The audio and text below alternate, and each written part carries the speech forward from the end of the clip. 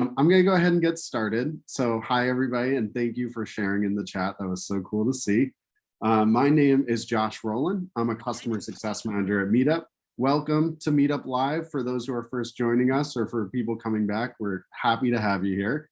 Today, we're joined by special guest Eve Rodsky, author of Find Your Unicorn Space, Reclaim Your Creative Life in a Too Busy World. Eve will share lessons on leading a more purposeful life and finding fulfillment. In addition to learning how to unlock your creativity, you'll learn the secret formula to making stronger friendships and new ways to approach happiness.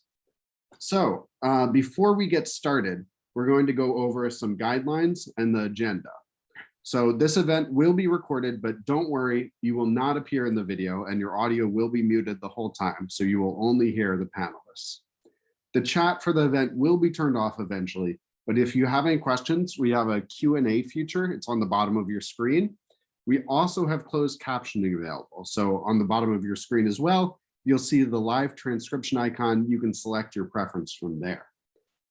So also before we get started, I just want to introduce our panelist here. So Eve Rodsky is working to change society one partnership at a time by coming up with new 21st century solutions to an age-old problem: women shouldering the brunt of child rearing and domestic life responsibilities, regardless of whether they work outside the home.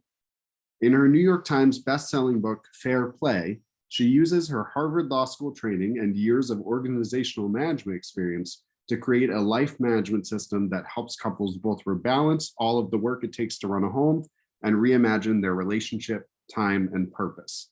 She now lives in Los Angeles with her husband and their 3 children. Her newest book, Find Your Unicorn Space, Reclaim Your Creative Life in a Too Busy World, comes out on December 28th. And we're so happy to have you here, Eve. Thanks for joining us. Josh, you're my first event, and I literally am obsessed with Meetup. I'm obsessed with even just how active the chat is here. I think it's our missions couldn't be more aligned. So thank you for being the inaugural event. And the good news is that everyone here today will be hearing all the research and findings for the first time, even before it has come out. So cool. So also, we have something unique about this event that we've never done before. We want to hear a little more from the audience before we get started. So we've got some questions for you. You're going to see a poll pop up on your screen.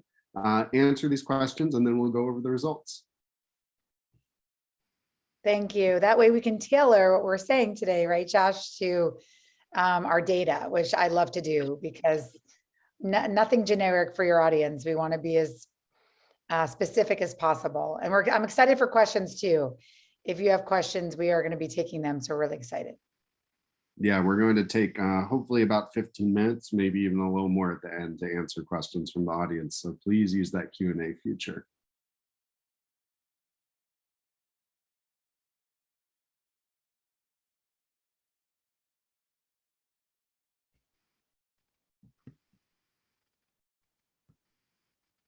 Okay, we're just going to give it a little more time here, and then I think we'll go over the results.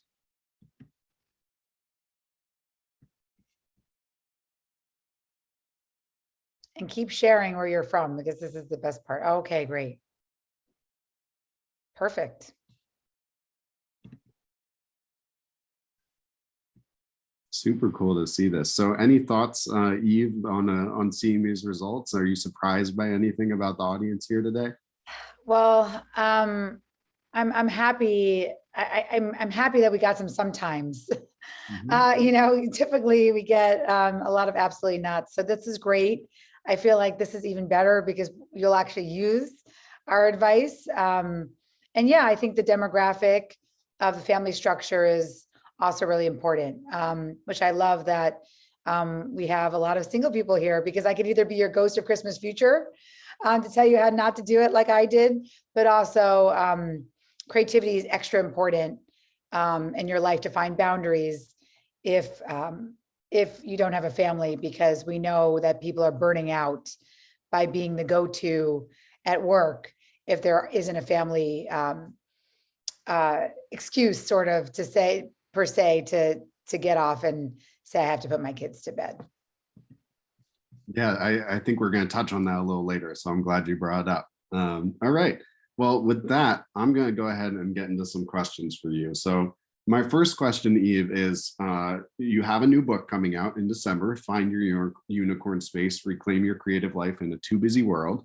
Why did you write this book? Why now? And why is it so timely with the pandemic and everything that's happening in the world? Yes, well, first I will say creativity is not optional. It is not optional. I think for too long in a society that has been obsessed with how we look, what we wear, how we, where we live. I think the pandemic has been a great reckoning. It's been a great reckoning for understanding burnout, for understanding our values. And again, like I said, recognizing that creativity is literally not optional. And that's why, what a better place than Meetup for people who are already thinking about these things, who are already thinking about what they want to be actively engaged in and what community they want to be part of.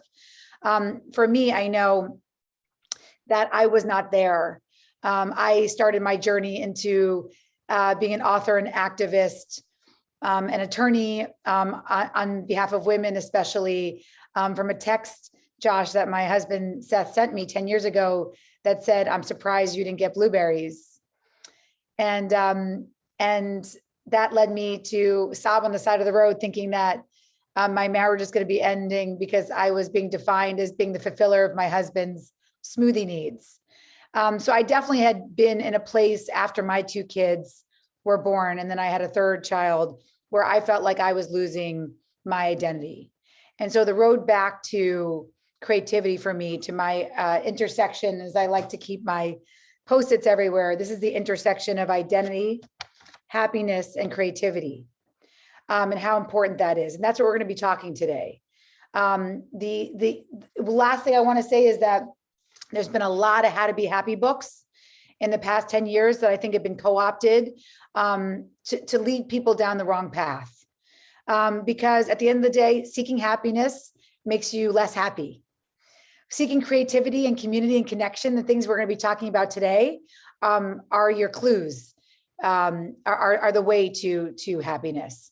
So we'll get into all that. But I wrote this because I did not set out to be a gender division of labor specialist, Josh, or somebody who talks about these issues.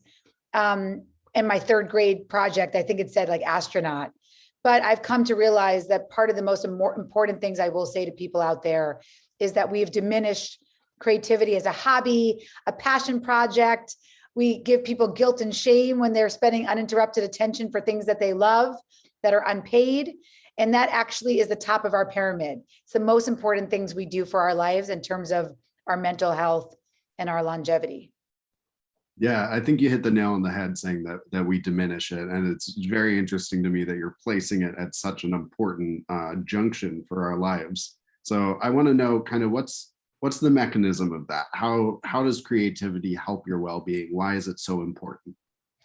Well, it's important for many different ways. So I want to first define what I mean by creativity. So I think, again, what has happened to us, everybody in Meetup is creative. Let's just say that. Everything and we'll talk a little bit about my research. So in the research to my second book, which I define as Unicorn Space, why I call it Unicorn Space, because the space you're creating with Meetup, the space you're creating with your community to make creativity a priority, is I call Unicorn Space because, like the mythical equine, it doesn't freaking exist, Josh, for so many of us. Even in our poll, these are your people who already are part of Meetup, and we still say sometimes. We are not always available. We don't always have an availability or permission to be available for the things that we love, to be unavailable from our roles. And that permission to be unavailable is really important. So let's just redefine creativity for what do I mean when I say your unicorn space? Well, what I mean by that is the active pursuit of what makes you you. And the most important piece is how you share that with the world. So there are three things in my research and in the research around positive psychology, behavioral economics, neuroscience. I have aggregated research from 10 different disciplines. And the number one thing when you look at creativity and the way I look at it is that there are three things that make people really happy. When I ask people, what would you do with an uninterrupted hour just for yourself?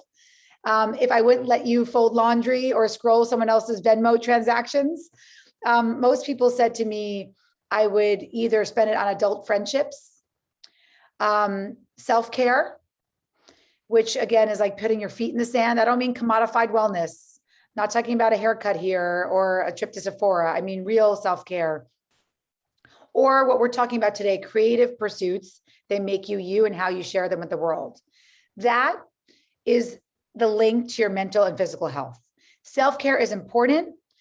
Joining, of course, a yoga group, doing that personal practice is important, but you want to activate the part of the brain that is linked to longevity and to mental health. You become a yoga teacher. You start taking those active pursuits and you level up over your life. So what I'm here to say is everybody who's here is creative. It does not mean you need to do art or have a paper and a pencil, know how to draw.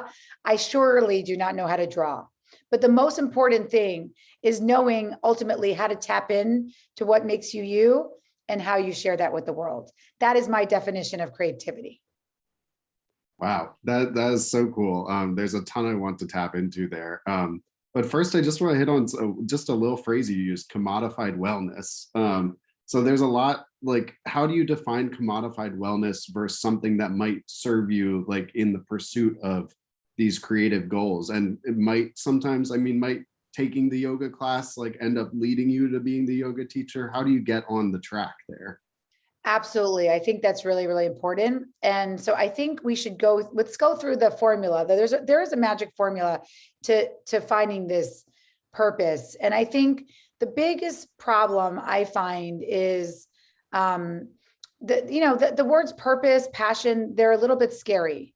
And so the good news is that there are actually three things that are in this secret formula. And this is what is coming out in the book, but I have never really gotten to talk about this before, which is really, really exciting. So the three things that happened, and this is from 750 unique individuals that I interviewed, along with a panoply of experts, along with the thousands of other people who have weighed into me to answer what their unicorn space is. But the three C's, and we'll go through each of them, I hope, to really living in your creativity are curiosity, which is the word I like way more than passion, connection, which is why we're here with Meetup, and we'll talk about that, and completion. And we'll get to that as well. Living in unfulfilled dreams is not a place any of us want to be. So I think it'll be fun to unpack those, or any way you want to go with how we talk about that secret formula. Yeah. Okay.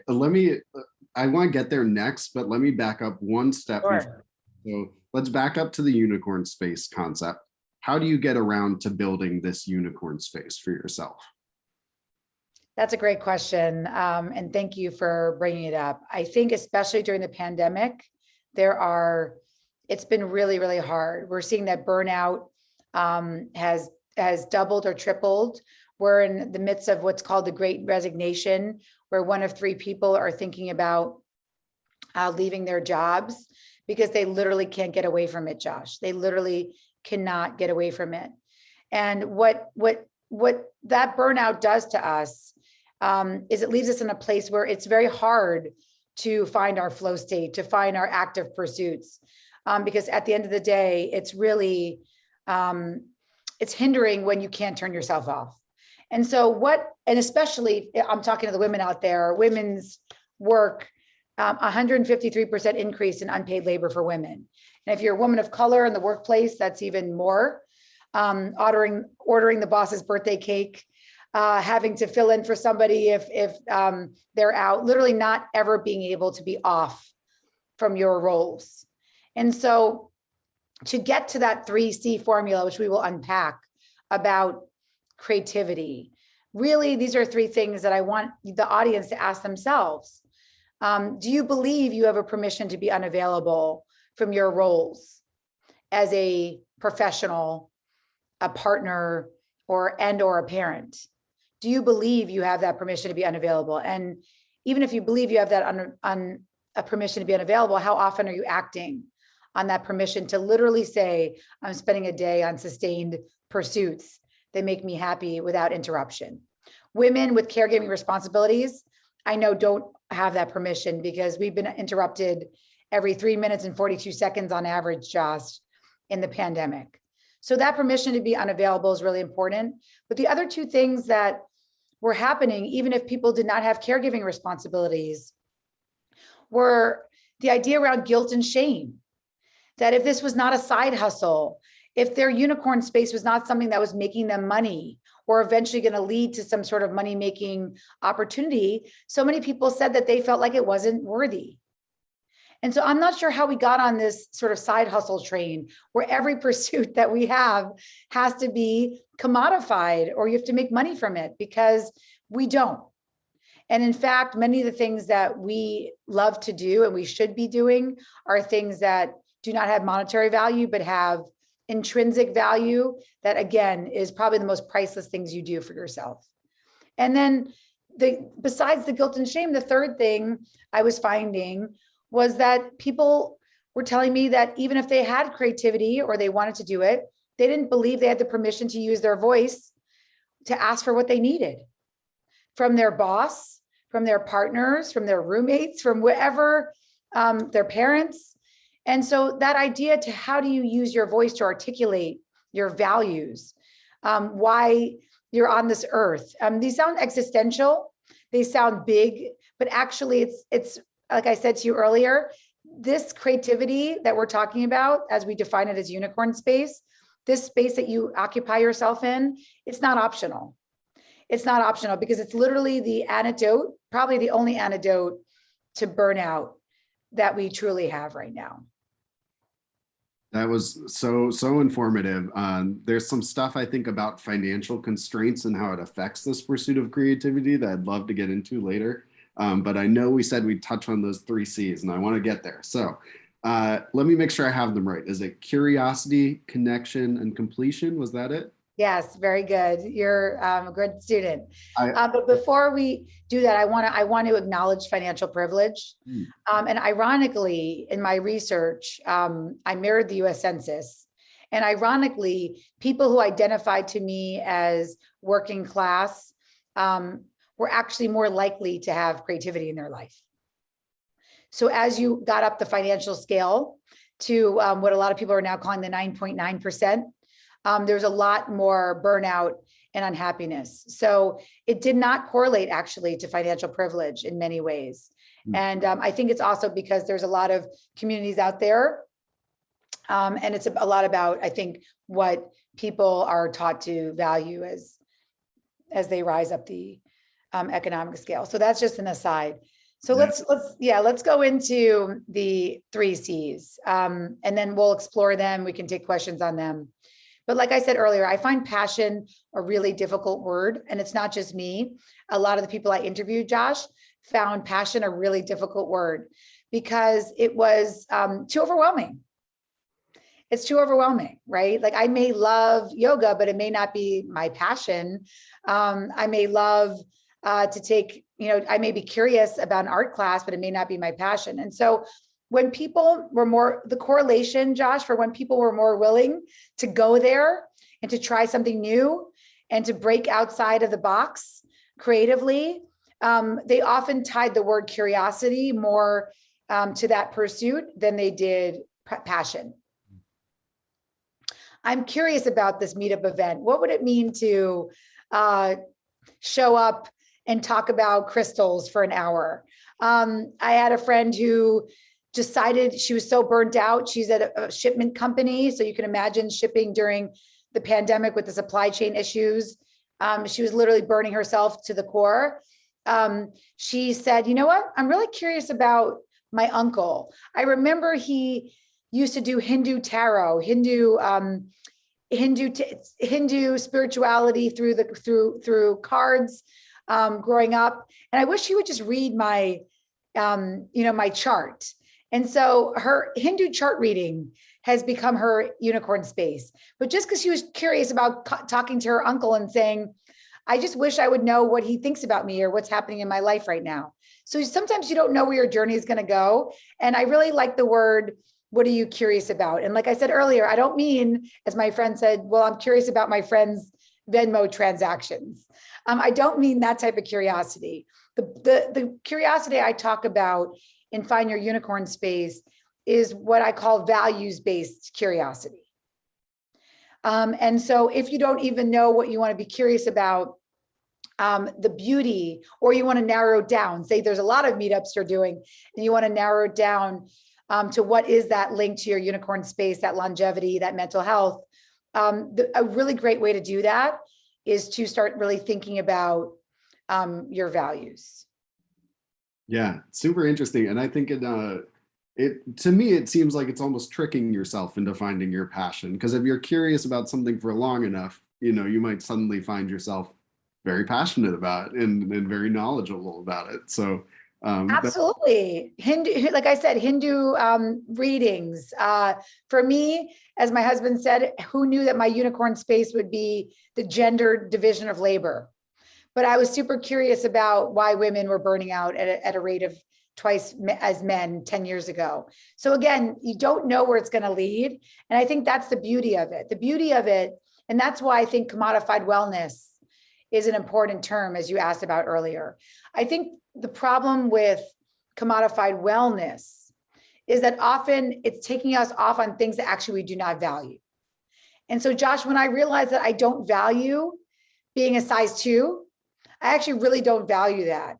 Then I had so much more space in my life for things that I did value, which at the end of the day have always been the similar. I've always valued justice. I've always valued curiosity. I've always valued equity. I've always valued community and connection. So knowing what you value, and I'm asking you out there, thinking about what you value. And the book gives you a lot of exercises to get there, but most people can at least tell me 1 or 2 things that they've always valued. So I'll put you on the spot, Josh. Give me a value or 2 of you that you've had since you were little. As almost corny as it might sound, I think Nothing is corny.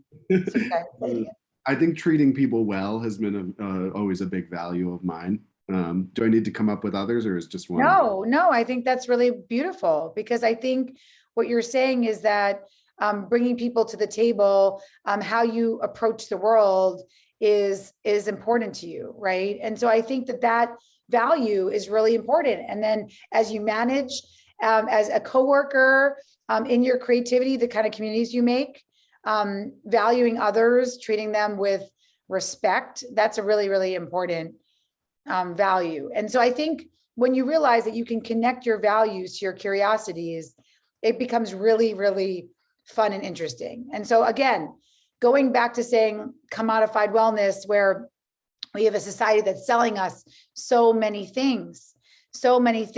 I keep getting ads on my Instagram for a trampoline board. I'm like, I'm not interested in like jumping right now. I'm going to stay still for a little bit.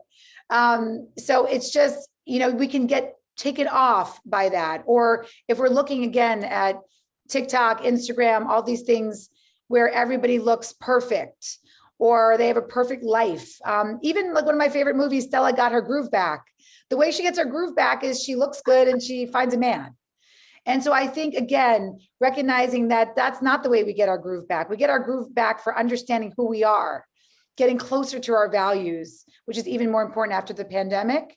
And then starting to recognize what we're curious about that is in line with that. Yeah, I love how you're tying all these ideas together. And thank you for touching on the commodified wellness thing again. So I want to make sure we get to the other 2 C's, and then I've got some more questions for you. You've used this word connection a lot. That's what we're all about here at Meetup. We're trying to facilitate connections and trying to let people connect with each other through our platform. So how does that work itself into your theories and what you've written about in your book? It's the most important. And again, it's why I wanted to come to Meetup even before the book launched, because the people you're doing, again, something that is not optional. Connection is the core. The quality of our relationships, and they don't just have to be our romantic relationships, especially for men out there. If you haven't seen Robert Waldinger's TED Talk, I recommend it. It's a beautiful 15 minutes. But he is the head of the Harvard project studying men's happiness and purpose in life over longitudinally 75 years. And what he found is that the most important thing for men's longevity was not the quality of their exercise or whether they smoked, it was their relationships, the quality of their relationships. And why that's so important is because you can't have relationships without connection. That's why we connect. I mean, of course, there's transactional connections, but even that, like Josh said, his value is to treat people well. I will say for Josh, I'll put words in your mouth, but that the vendor in the toll booth that takes your money, you're going to treat that as a 1-minute connection or a 30-second connection. When we start looking at relationships and connection as integral to our physical and mental health, everything changes, and all the research shows this. And this is also the beauty. The beauty is actually the number one type of connections are actually meetup type connections. So of course you want a very good partner. If you can, but 50% of the people here are single, and that's great because what it shows is that sure, romantic partners are important, but actually the transactions, the connections you have that are a teeny bit more transactional, meaning you're meeting up over your love of yoga, you're connecting over your curiosity around crystals, whatever it is. It doesn't have to be deep and meaningful every single time. It could be that Josh and I just have a brief conversation over our love of tarot. And that is actually the most important. Those infrequent connections with people that have things in common with you or that you see over and over again, or that you can carve into your life as people you are really lovely acquaintances, but especially have similar passions. That's a really, really important person to have in your life. I love you talking about those small connections. That's so cool to think about that being an important part of your life. I think it's what a lot of us have been missing with the pandemic. And another thing I want to touch on that you mentioned is just that I'm a big fan also of trying to put your friendships at the same level as your romantic relationships as far as importance goes. And so when you're mentioning relationships, like you said, it's not just the romantic relationships. You really want to try to prioritize every relationship and connection you have in your life that's important to you. And that's important because this is actually, I wonder if you did that on purpose, but a big chapter within the connection piece is something I call spiritual friendships.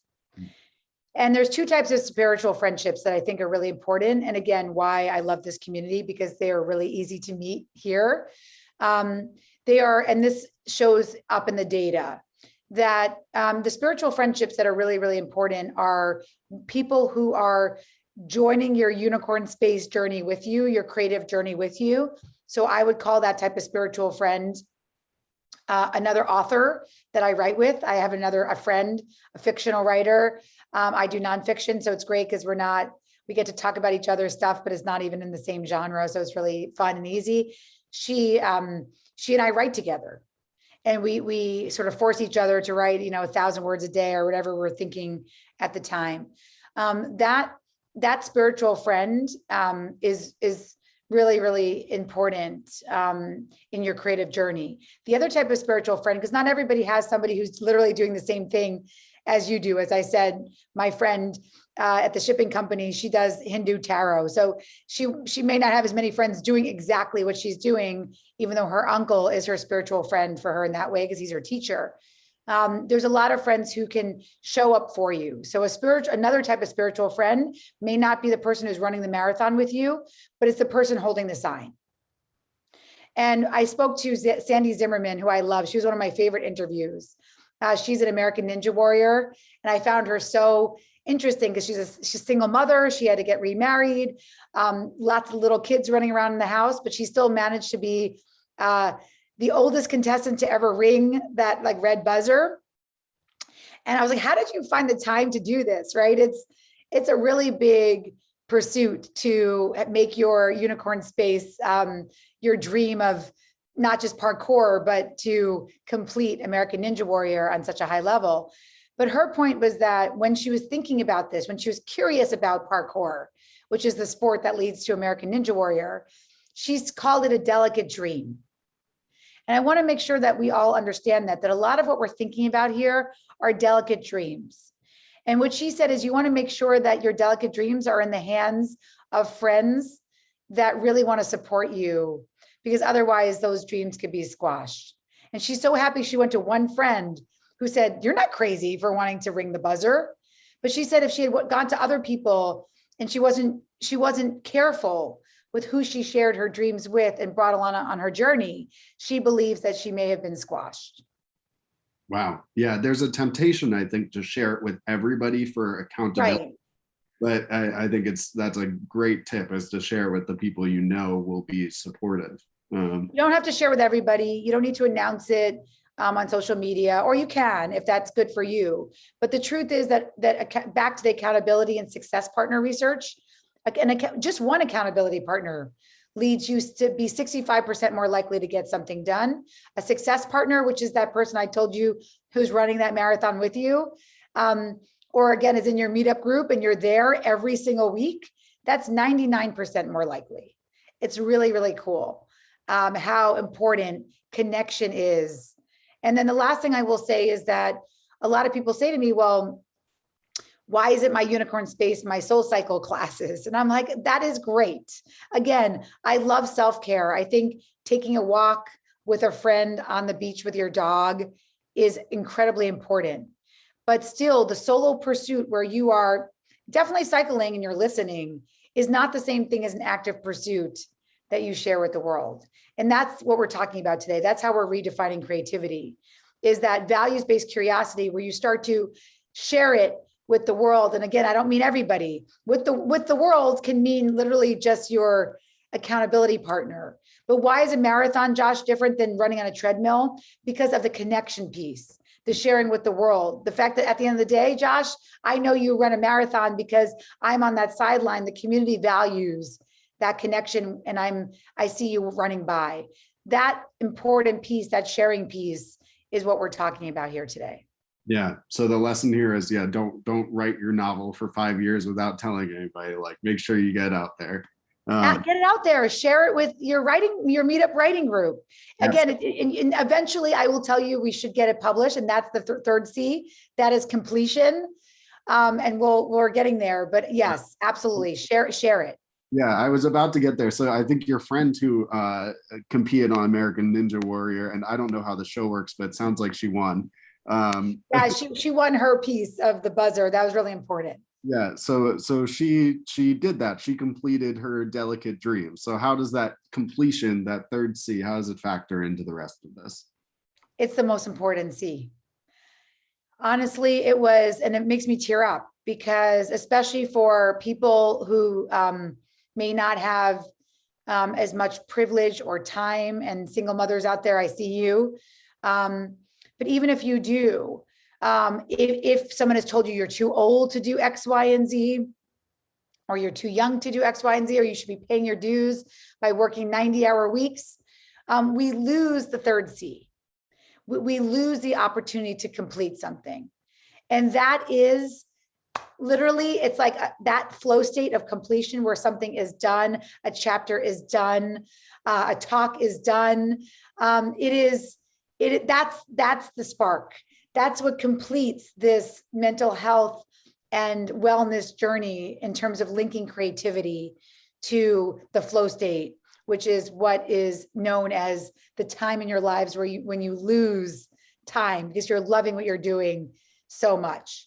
So completion can look different for everybody. For me, it started off with a curiosity about justice, why women were burning out at twice the rate of men, and feeling my own life sort of falling apart and my loss of identity. And then I grabbed a spiritual partner, another friend who was writing, who could sort of help me and cheer me on, even though she again, this is a different writer. She was a YA author. She writes for young women. So again, not in my subject area, but I was like, I can do this if she helps me or she supports me. But then the completion, Josh, I mean, it is not easy. And I think that's what the most important thing to understand is that creativity, even in your meetup group, you may not want to go. You may say like, okay, I heard this, but like, shit, I really don't feel like getting out my door today and going to my writing group. And that's okay too. Completion is hard. It requires rigor. And so I think if we give ourselves permission to recognize that being creative, living ultimately our curiosity, which leads to happiness, passion, and purpose, all the things we were talking about earlier, it's not always easy. And so I think if we understand that completing something is really hard, even small things, again, back to Sandy Zimmerman, the American Ninja Warrior, her hardest completion was getting her first rung up a salmon ladder. That's like this thing where you have to sort of hold yourself up with your own weight. I know I can't even do one pull-up, so I have no idea how she did that. But sometimes the first completion is the hardest. And I will say that I have a friend who I laugh with, and I put this in the book, because she says, oh, Eve, like you keep talking about completion. It's so annoying because I have a graveyard of unfulfilled dreams, and that's called GoDaddy. So every month, I guess, or yearly renewals of like biscuits and dogs or whatever .com that she was hoping to do, every time she sees that GoDaddy, she says, oh, am I living in my graveyard of unfulfilled dreams? I don't want anybody to live in unfulfilled dreams. At any point in your life, you have the right, the permission to fulfill your dreams, no matter what they are. Wow. Okay. You're giving me a ton to think about here. We have a few more minutes of questions from me, and then we're going to get to a Q&A from people watching. I'm really excited for that. But my next question for you is kind of related to what people do at Meetup here. So we have probably some organizers on the call today. How can people who are organizing a group for other people, how can they help them pursue their creative goal? And I want to also mention here that organizers with Meetup are often just people who, they want to pursue their own creative goal. And so they took the initiative to go out and find other people. So they have a common goal with the people they're organizing for as well. I love you, organizers. I see you and your unpaid labor, but it's so important what you're doing. And I will say that anybody here can level up to being an organizer. But I think that for speaking to organizers specifically, you are in an active pursuit of what makes you you. And so the going back to that second C of connection, Josh, what the research started to show me was that how we decide to share with the world is actually, the motivations are different. And so what I will say is, if you're not an organizer out there, but you want to be an organizer, there's a lot of really cool ways you can do that. And I think it depends on the type of meetup you want to achieve. And so the cool thing about this chapter in the book around connection was that there were really a lot of different ways people told me they want to share.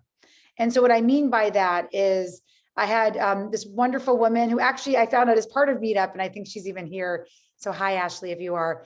But she does crocheting, and her Meetup group meets up to crochet really weird things. So the leveling up for her organization was she wanted to bring something to crochet that wasn't just, doilies or whatever, but she wanted to connect it to her grandmother. So her sharing was motivated by honoring the past, honoring her grandmother who was no longer with us, and she loved. And so that's how she started her group, by saying, I miss my grandmother and I want to bring her and share her and what she taught me with the world. And then she started to crochet, and then her group now is leveling up to do, she chose Harry Potter dolls. So she's actually crocheting me Hermione right now as we speak. But it's so cool. It is so cool to watch how people are saying, I don't want to stop there. I want to keep going. I want to keep going. I want to remix different skills. She has a love of Harry Potter. And so she brought that into her crochet. And so what I will say is that the more you do it, the more creative you get, the more, as I like to say, you don't want to die on level 1, not in Fortnite, not in Pac-Man, not in life. And so the more you think about the completion of what you do as a leveling up to different steps, the more that organizers, again, so it may be that I completed my Meetup group, I am now in a yoga group. Maybe the next step is saying, I want to learn a certain type of yoga and I want to teach it. So those types of leveling up is, again, that's what's linked to these bigger health outcomes that we're talking about today. The constant pursuit. Yeah. Always be in active pursuit. Because as you said with Sandy Zimmerman, I'll just end with that, is that she could have stopped by ringing that buzzer. But how sad if she just stopped there. Now she's bringing parkour and American Ninja Warrior to schools. Her new goals are to get there faster with a new time goal. So what I would advise is just make sure that you know you have the permission to always stay in active pursuit of your dreams or new dreams. Yeah, and I love it's not disappointing that you get to one level and then you have another level. It's actually a thing that can keep driving you. So that's really cool. Yeah, and actually Olympic athletes, they go into depression often because they've given themselves one goal, which is Olympic medaling. And so again, static goals, not as helpful in the completion journey, see, as recognizing that we are always in active pursuit. One little story I'll tell is one other man I interviewed for the book for Finding Your Unicorn Space discovered the Titanic because I just thought he was so cool. You know, I think I was watching Titanic with my kids and I was like, who's interested in finding old ships, you know? And so I reached out to him and it was such an interesting conversation because he said, of course I could have stopped when I found the Titanic, but I'm obsessed with Amelia Earhart and now I'm looking for her plane. And he's failed many, many times. And so again, back to active pursuits. Active pursuits does not mean we're always winning. Failure is a big component of sharing yourself with the world, and it can feel extremely scary. But again, that's the beauty of a meetup group. That's the beauty of connection, is those spiritual friends help you keep going. I love that. Okay, I have one more question for you, and then we're going to head towards the Q&A section. So, and I think there's going to be a lot to talk about with this question. So one of the assertions of your book is that creativity leads to a happier and more fulfilling life and deeper friendships. I know you've also done research on different age demographics. So does the process of finding your unicorn space, being creative, does that differ depending on your age group? And can you also talk about that friendships component a little more? It absolutely does differ. And what I saw again, and is backed up by these different disciplines, Josh, that I was talking about in my research, is that, again, creativity is not optional for literally any stage, but there are different hurdles based on the stage that you're in. So what I found for my people in their quarter life crisis in their 20s was that the idea of breadwinning, of starting a family, of milestones that society has set with us for us, right? Whatever those milestones may be, looking great, hedonistic well-being, partying, finding your mate, or, you know, there's so much pressure to complete all of those things, that this idea of uninterrupted attention for something I love, like crocheting my Harry Potter dolls, felt almost quaint or almost like irrelevant. But ironically, the people who I see who have the greatest connections, right? Love connections, friendships, are people who did come to those friendships and love interests through their joint interest and values. So you invest in this and then the other things come. It also, when you're unavailable, because you say to someone, sorry, I can't go out with you because I have to crochet my Harry Potter dolls. I mean, unavailability is a great thing. It's a great thing when you know who you are. So I'll say that, and then the 30s, of course, is what I talk about. It's this horrible gender division of labor. That's what the fair play cards are. It's, you know, this is what it takes to run a household. And it's really, really insane and hard, especially if you have dogs and kids and stepchildren and aging parents. And so life gets in the way. And then what I find for, say, an empty nester or somebody in a phase of life where, you know, kids may be out of the home or they're maybe reaching retirement, is often the thing that they love to do or that they used to love to do may not be available to them anymore. So I talked to a lot of dancers who said, how do I dance? I can't dance anymore. Like, I have bone spurs and a bunion. I had to do 2 surgeries in my foot. So what happens when your unicorn space, the thing that you really did love, has to change? And I will say, I think that's what's been very limiting. A lot of people in the creativity world say to you, look back to what you did when you were a child. I don't find that that inspiring because I had a lot of trauma in my childhood. And so looking backwards is not as helpful as the research shows your future self. Picturing how you can pivot and what you want to look like in 5 years is a much better way to look at your curiosity, connection, and completion, your unicorn space, as opposed to just going back to what you were, because a lot of people are hampered because they're not as good.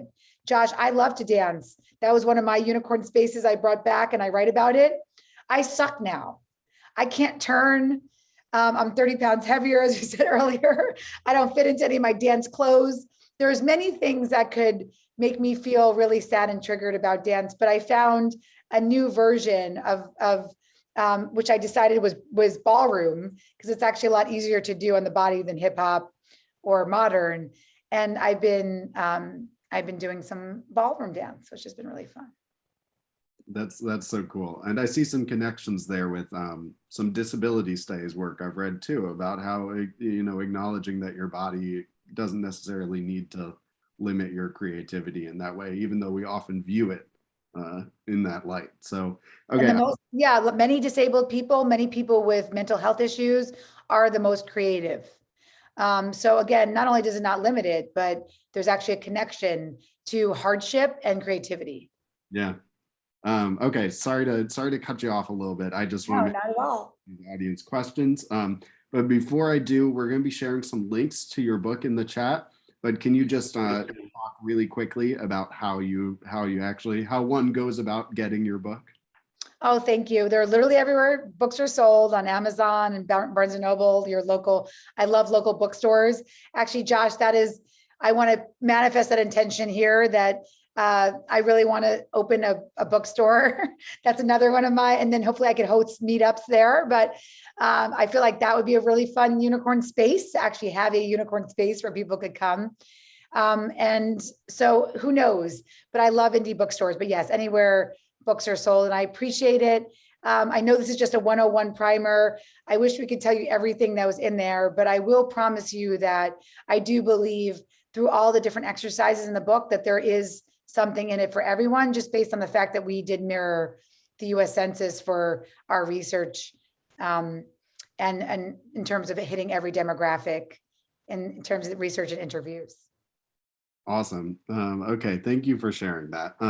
And thank you to everybody who asked questions in the Q&A. I'm going to try to get to as many of them as possible here. And if not, we answer DMs on Eve Rodsky.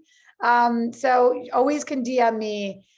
We answer them once a week. So Instagram is always a place where you can find me too. Oh, that's wonderful. I love that. Okay, first one, I really like this question from Scott. So Scott says, how do you limit your curiosity if you get overwhelmed by this world where everything is at our fingertips? Oh my God, that's such a great question. That is me 1,000,000%. And that's why I think back to these exercises of really honing in on your values. Scott, right? Scott is his name. Thank you for this question. So what I realized was that I really was curious about many, many things. And I still am. But what was really important to me when I thought about my life, especially since 2016 with all of the political turmoil, I felt that justice, gender justice was where I wanted to this was my season for gender justice. That's where I wanted to start with my curiosity. That led to one book. What happened from there was I started to realize that marginal populations were not addressed in creativity books and identity books, as I was starting to look for things to bring me out of my overwhelm and burnout raising kids without an active partner, who has since become an active partner through this journey. But it was so overwhelming out there to say, where do I begin?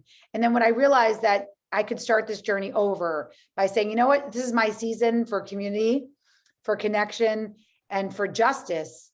My next step was to start interviewing people about something I was curious about, like I said, which became the fair play. And then from there, I started to be really angry in a productive way about realizing that the productivity experts in the space and the creativity experts are often white men who say things, and I love you, Josh, but who say things like, you just need 2 uninterrupted days a week. And like I said earlier, people with caregiving responsibilities were being interrupted every 3 minutes and 42 seconds. And so I didn't feel like the productivity books out there or the creativity books were for me. And so that's why I wanted to make sure I created a plan for people who felt that they didn't have the time to enter these things or be able to winnow down and focus. So I will say that, Scott, for you, really the curiosity C is the most important to think about, but think about it in the lens of your values. Who are you? What makes you Scott? And if, again, there's a lot of great exercise in the book. Another one I will recommend is the phone a friend. You guys all remember probably, or at least I'm dating myself, Who Wants to Be a Millionaire? But I love the phone a friend, where if you're not sure what your values are, your friends can tell you. I'm sure that all of Josh's friends will say one of our favorite things about you is that you treat everybody the same, as we talked about in the beginning. Yeah, it's amazing what my friends tell me about myself that I was unaware of sometimes. All right, I got another one from Kathy here. So how do you suggest responding to dream squashers in the moment? There are a lot of them, Kathy. And that's why I devoted a whole chapter to friendships, because that I didn't even know that was a thing, really. I mean, I knew, but I didn't realize how big of a thing it was until I started my own research. Like I said, of the 750 discrete subjects that were reporting into me for over 2 years. The amount of dream squashers was a lot. It was a lot. And again, especially for women, and that's why I really wanted to just jump into the 3 C's, as I almost tried to do earlier, but Josh made me pull back, because at the end of the day, I had to write this book. The hero's journey doesn't just start, in the middle of the ocean. To get out on that boat, we have to pass through this permission to be unavailable, to burn our guilt and shame, and to ask for what we need, because there are so many people out there, mothers-in-laws, people I saw in nail salons, not my mother-in-law, she's awesome, but people at nail salons. I'd be getting my nails done. Who's watching your kids? It must be nice you have an hour to yourself. When I started to, God forbid, Josh, write and research for Fair Play, which was, I didn't have a book deal. I didn't know this was going to become published. I just knew I had a curiosity and I wanted to spend Sundays doing that. The pushback I got from other women saying, how are you not spending Sundays with your family? Was like breaking my heart. It was like hurting me, like physically. And so actually finding those women, those spiritual friends that said, oh my God, of course you take off Sundays to write. And you empower Seth to be that full parent that day. And I have that privilege that I have that. But again, it was eye-opening how many people out there can be dream squashers. So what I will say is there are spiritual friends for you there. And again, that's why I love Meetup, because if people are in that group, they're not going to be dream squashers because they're there for the same reason you are. Yeah, thank you for answering that. And thank you for being honest about your story too. I think that's very helpful for people. Okay, I have an anonymous question here. So what advice do you have for people who feel disconnected or lost from curiosities? What if we feel like we don't have any creativity? You do. Anonymous, you do. I promise you, you do. But as I was saying earlier, so many of us feel disconnected from our creativity because of 2 things. One, society doesn't value it. Society does not value that. And we know that because people in creative professions, especially if you're a person of color, are fundamentally underpaid for what they do for society. That's number one. And number 2, it's because we don't have the time. We've become, and especially during the pandemic, we're in a world where there's literally no boundaries. There are no boundaries between work and life. And especially if you're in a company that doesn't afford you those boundaries, I will say something. Just join a Meetup group, commit to it. Join a class, because in a way, if you are having a hard time setting those boundaries, it's probably because you're burnt out, or because, again, society hasn't afforded you that permission to believe creativity is important. But if you are burned out I will say sometimes it's easier just to jump into a curiosity. It may not be the one that you're going to stay with forever, but join that mixology meetup. I had one woman, Keisha, who told me her work was literally taking her down. She was the go-to for everything because, again, there were a lot of parents on her team who had to deal with childcare responsibilities.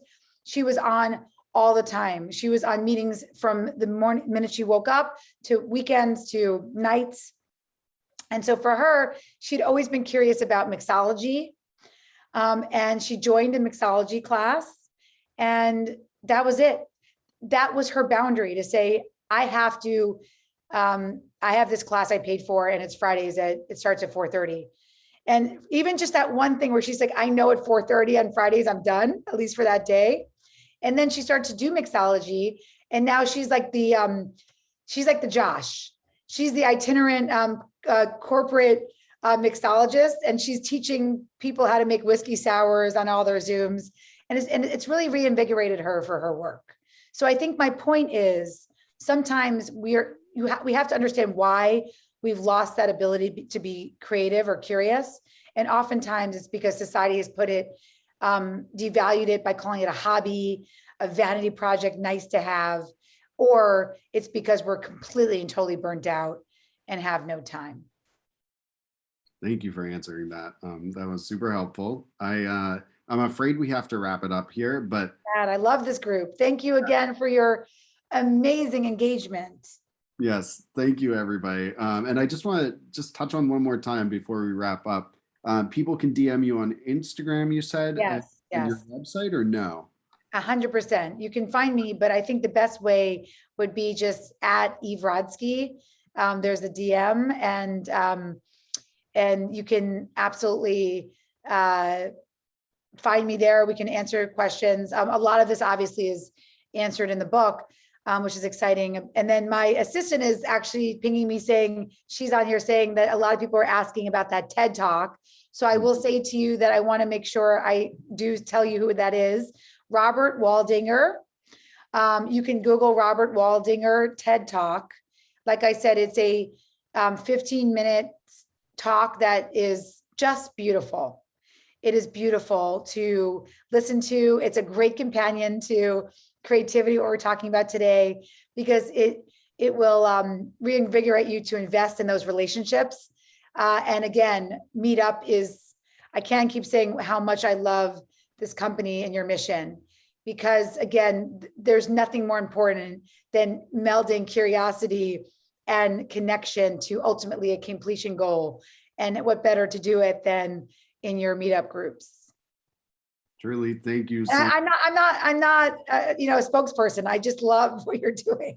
Yeah, we did not pay her to say that. No. But yeah, thank you. I know we really do have shared goals, and thank you from everybody at Meetup. Thank you for your time today. I just have a few slides I'd like to share before we end today.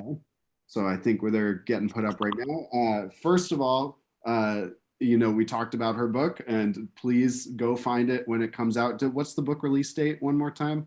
December 28th. So I guess it's a new year, new you type. But I actually think it's like, you should be new year, same you. You're there. It's just, again, we need to tap into those values and that curiosity. Yes. Okay, great. So December 28th, go find it at a bookstore near you. The next thing I have to share is just that we have a discount if you're interested in becoming a Meetup organizer. Anybody who's here attending today, you can go to meetupsavings.com. You can get 30% off your first organizer subscription with us. I hope you do that and find your passion. The next slide that I have to share is about a podcast that we launched. So we launched a podcast called Keep Connected. It's with Meetup CEO David Siegel. Please take a moment, take out your phone, scan that QR code that's right there, give it a listen. He interviews a lot of really interesting people, honestly. So I really, really recommend it. And one more reminder I have before we go. So you can view a recap of this event in a few days on our Community Matters blog, and that's at meetup.com/blog. So if you want to send this to anybody, or you want to just rewatch it to get some things that Eve said and get those tips before the book is launched, you can check it out on the blog, meetup.com/blog. So thanks again for joining us, everybody. Stay safe out there. And thank you again, Eve. Thank you, Josh. It was so great to see all of you or to hear you all. Okay, bye, everybody. Bye.